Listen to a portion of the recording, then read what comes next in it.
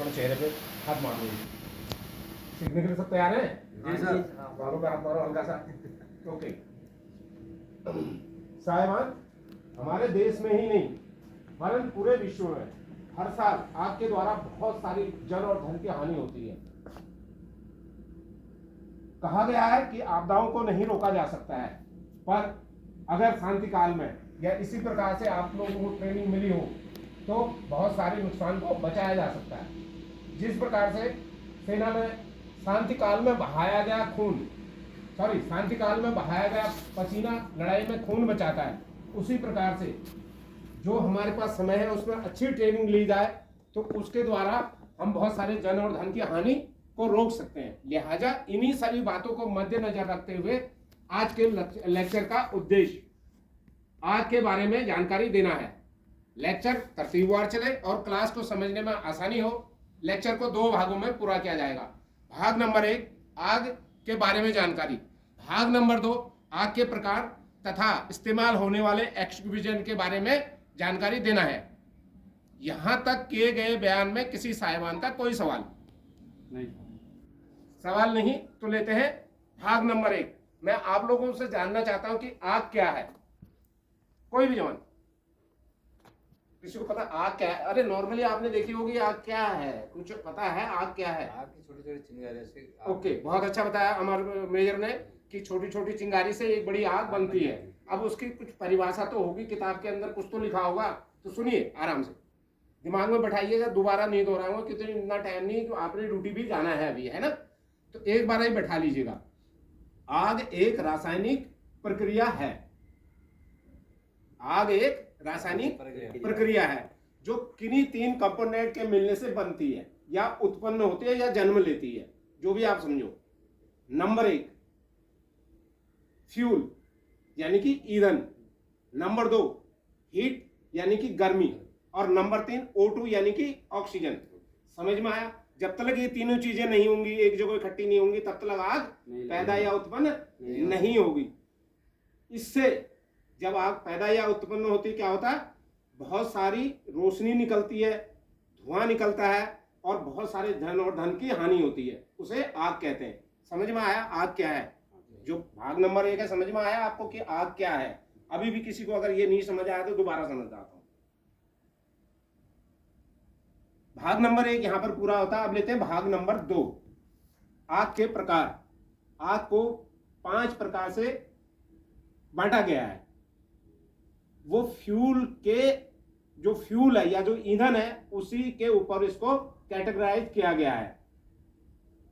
Number A, number B, number C, number D, number E. सबसे पहले number 1 की आग। यह ठोस पदार्थों में लगने वाली आग है। क्या है? ठोस पदार्थों में। लकड़ी, गत्ता, कोयला, रबड़, प्लास्टिक में जो आग लगती है उसे क्या कहते हैं? ए टाइप की आग।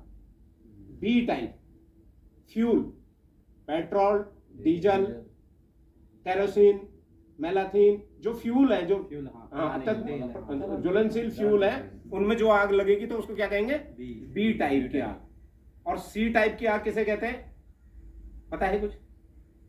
नहीं। जो गैसेज हैं, पेट्रोलियम गैसेज जो हैं, उनमें जो आग लगती है उसे कहते हैं सी टाइप की आग। और डी टाइप की आग जो मटेरियल में लगती है, सोना, चांदी, कैल्शियम, जिंक वगैरह जितने भी धातु हैं उनमें लगने वाली आग को डी टाइप की आग में रखा गया। ई टाइप की जो आग है वो इलेक्ट्रिक पैनल में या इलेक्ट्रिक जो सर्किट है या बिजली के जो उपकरण है उनमें लगने वाली आग को ई टाइप से कैटेगराइज किया गया है।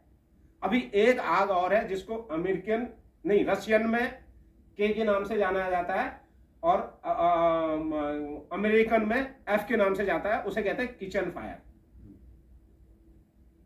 बेसिकली 5 टाइप की है। छठी टाइप को आपको क्या हो गया? कौन सी होगी? किचन की आग। किचन में जैसे आपके रिफाइंड ऑयल, वेजिटेबल, जो इन चीजों में आग लगती है वो किचन फायर में गिना गया है। समझ में आया यहां तक? अब एक्सटिंग्विशर, सबसे बड़ा काम भैया, सबसे बड़ी चीज यही सीखनी है यहाँ पे, जो आपको बैठाएगा। ये तो आपके दिमाग में बैठा दिया कि क्या क्या है। अब इनको बुझाने के लिए कौन कौन से एक्सटिंग्विशर का हम इस्तेमाल कर सकते हैं। अगर ए टाइप की आग लग गई तो कौन सा फायर एक्सटिंग्विशर हमें इस्तेमाल करना चाहिए? तो उसके लिए हमें वाटर टाइप, कौन सा चाहिए? Water type. Water type. Water type का जो ये है, ये रेड में दिखाया गया होगा। अगर आपके पास टाइम नहीं है, जल्दी, कभी इतनी जल्दी होती है ना, हड़बड़ी होती है, आग लग जाती है, तो आदमी एकदम से परेशान हो जाता है कि क्या करूं। अगर रेड वाला रखा हुआ है तो आप क्या समझो उसको, ये वाटर टाइप है, उसके लिए आप ये वाला सिलेंडर इस्तेमाल कर सकते हैं। पर ध्यान रहे, अगर इलेक्ट्रिक की आग लगी है तो इस सिलेंडर का इस्तेमाल ना किया जाए। अगर करोगे तो क्या होगा? करंट आपको भी लग जाएगा। बिल्कुल सही बताया आपने, आपको भी लग जाएगा। तो वाटर टाइप का इस्तेमाल कभी भी नहीं करना चाहिए। अब बी टाइप की आग लगेगी, कौन सी? फ्यूल वाली। तो कौन सा करोगे?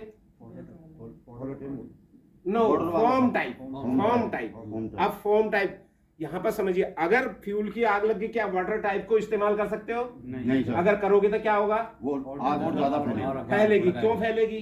क्योंकि पानी फैल रहा है तो उसके साथ वो लिक्विड भी फैल रहा है। ओके, बहुत अच्छा बताया आपने। ऐसा नहीं है, बल्कि वो कारण ऐसा है कि उसकी पानी की जो डेंसिटी है ना, वो ऑयल की डेंसिटी से ज्यादा है, जिससे पानी नीचे चला जाएगा और ऑयल ऊपर आ जाएगा। समझ रहे बात? डेंसिटी का मतलब हिंदी में घनत्व, जो हमने पढ़ा है या हमें पढ़ा है, या अंग्रेजी के वर्ड हमें कम पता है ना। तो क्या करेंगे, फोम टाइप को कहाँ यूज करेंगे? केवल फ्यूल की आग में ही इस्तेमाल किया जाए। उससे क्या होगा? एक लेयर सी बन जाएगी, एक झाग जो निकलता है, या जिसको जो भी बोलो आप, झाग सा जो उसका अंदर से निकलेगा, वो एक लेयर बना देगा, जो क्या कर देगा? ऑक्सीजन को, O2 को कट कर देगा। इसको अगर आप मेथड में जाओगे, किसी दूसरे दिन पढ़ाऊंगा मेथड, आग बुझाने के क्या क्या मेथड है वो पढ़ाऊंगा। कूलिंग, स्मूदरिंग, गला घोटना। स्मूदरिंग का मतलब होता है हिंदी में गला घोटना, यानी कि ऑक्सीजन को हटा देना। इंटरवेशन, ये मैं किसी और दिन पढ़ाऊंगा, अभी इधर नहीं पढ़ा रहा हूं आपको। अब आगे डी टाइप की, गैसेज में कौन से इस्तेमाल करोगे? अगर गैसेज में आग लग गई तो क्या करोगे? Dry chemical powder, blue type का, ठीक है ना? ये ड्राई केमिकल पाउडर, इसको आप ABC तीनों आगों में इस्तेमाल कर सकते हैं। बट जब आप इसको अगर इलेक्ट्रिक उपकरणों में इस्तेमाल करोगे तो क्या होगा?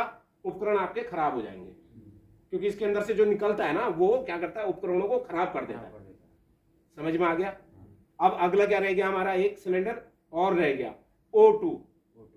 O2 क्या? ऑक्सीजन, सॉरी, कार्बन डाई ऑक्साइड, CO2, CO2, कार्बन डाई ऑक्साइड। जब इलेक्ट्रिक पैनल में अगर आग लगती है तो आपने CO2 का इस्तेमाल करना है। यहां तक समझ आया? अब आपको मैंने एक बताया था किचन फायर, उसके लिए वो यहाँ पर अभी हमारे पास उपलब्ध नहीं है, किसी दिन कहीं मिलेगा तो हो सकता है यहाँ उसमें लगा हुआ, हमारे जो पेनेट्री वगैरह जो बनी है जहाँ खाना वगैरह बनता है उसमें शायद लगा हो। वेट केमिकल, पीले कलर का लोगो होता है उसके ऊपर, O2 के अंदर काला, ये देख लो, इसको पहचानना है। जब आपके पास टाइम नहीं है या कोई कम पढ़ा लिखा आदमी है जिसको अंग्रेजी नहीं पढ़ना आती है, वो कलर के से ध्यान रखे इसको। वो पीले कलर का होगा, उसमें ये जो लोगो है ना, ये पीले कलर का होगा, तो समझ जाओ बैड केमिकल है। इसको किचन में आप यूज कर सकते हैं। किचन में वाटर भी नहीं कर सकते, फोम टाइप भी नहीं कर सकते। दोनों चीज को अगर यूज करोगे क्या होगा? आग और बढ़ जाएगी। लेक्चर समझ में आया? किसी साहिबान का कोई सवाल? समय के अभाव के कारण बहुत जल्दी जल्दी में चलाया, किसी दिन टाइम मिलेगा डीपली आप लोगों को समझाऊंगा। इतना समझ में आया आपको कि हमें क्या करना है? देखो भाई, सबसे बड़ी बात है, एक सुरक्षा कर्मी को सबसे पहले फायर के बारे में जानकारी होना निहायत जरूरी है। सिक्योरिटी, दो चीज हमें बोलते हैं ना, सिक्योरिटी किसी दूसरे दिन बनाऊंगा। और इनिशिएटिव लेना, एक वर्ड आता है इनिशिएटिव लेना। कोई जवान बताया मुझे जल्दी से जल्दी, इनिशिएटिव किसे कहते हैं? खुद का डिसीजन लेना। खुद का डिसीजन लेना। बहुत अच्छा, साहब ने बहुत अच्छा बताया। उसकी परिभाषा सुनो, पहल करना। बहुत अच्छा, आप भी बता रहे हो, बहुत अच्छा। इनिशिएटिव क्या होता है? आदेशों के बिना होते हुए, आदेश नहीं है फिर भी काम कर रहा है जवान, आदेशों के ना होते हुए संस्था के हित में किया गया कार्य, जिसमें सीनियर का कॉन्सेप्ट है और जूनियर की धारणाएं जुड़ी हो। यानी कि सीनियर का भी मतलब जो उसका कॉन्सेप्ट है उसमें भी ब्रेक ना हो, और जूनियर की भावनाओं को भी ठेस ना लगे, उसे इनिशिएटिव कहते हैं, पहल करना। बहुत सारी चीजें हैं, कभी बताएंगे जब टाइम मिलेगा। अभी इतने के लिए समझ में आया कुछ आपको कि नहीं आया? आया समझ में? तो कभी डीपली फिर लेंगे इस क्लास को। आज के लिए कैप पहने अपनी अपनी। जय हिंद।